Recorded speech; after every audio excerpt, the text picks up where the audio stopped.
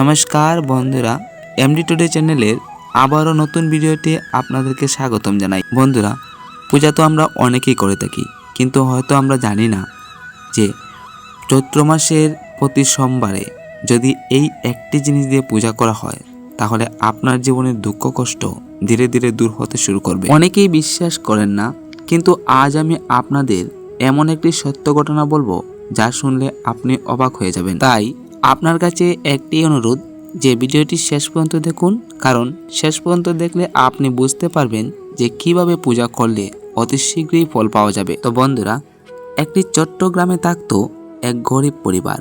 পরিবারে ছিল একজন মা আর একজন ছেলে এবং একজন মেয়ে। স্বামী মারা যাওয়ার পর মা খুব কষ্ট করে সংসার চালাতো। দিনে একবেলা খাওয়া কখনো কখনো সেটাও জুটতো না। ছেলেটা কাজ খুঁজতে যেত, কিন্তু কোথাও স্থায়ী কাজ পেত না।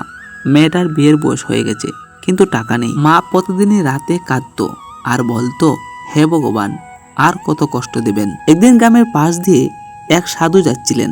মা তাকে দেখে প্রণাম করলেন। সাধু জিজ্ঞাসা করলেন, মা, তুমি এত দুঃখী কেন? মা সব কিছু খুলে বলল। সাধু তখন কিছুক্ষণ চুপ করে বললেন, চৈত্র মাস আসছে, প্রতি সোমবার তুমি একটি সহজ পূজা করুন। মা বলল, আমার তো কিছুই নেই, তাহলে আমি কি দিয়ে পূজা করব? সাধু হেসে বললেন, একটি বেলপাতা আর একটু জল দিলেই হবে। তখন সাধু পূজার নিয়ম বলে দিলেন। বললেন, সকালে স্নান করে পরিষ্কার হয়ে শিবলিঙ্গে জল ঢালো, একটি বেলপাতা দাও আর মন থেকে প্রার্থনা করো, হে ভগবান, আমার দুঃখ দূর করুন।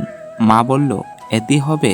সাধু বললেন, হ্যাঁ হ্যাঁ, বিশ্বাস থাকলে সবই সম্ভব। তখন ওই মা সাধু বাবার কথা শুনে পরের সোমবার থেকে পূজা শুরু করলো। প্রথম দিন কিছুই হলো না, দ্বিতীয় দিন তাও কিছু হলো না, তৃতীয় সোমবার হঠাৎ একদিন ছেলেটা কাজ পেয়ে গেল। মা ভাবলো এটা তো কাকতালীয়, কিন্তু সে পূজা চালিয়ে গেল। এইভাবে অনেক সপ্তাহ যাওয়ার পর একদিন হঠাৎ করে ছেলেটার একটি ছোট্ট চাকরি হলো।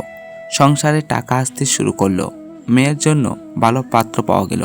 মা বুঝতে পারল এই পূজার ফলেই সবকিছু হচ্ছে।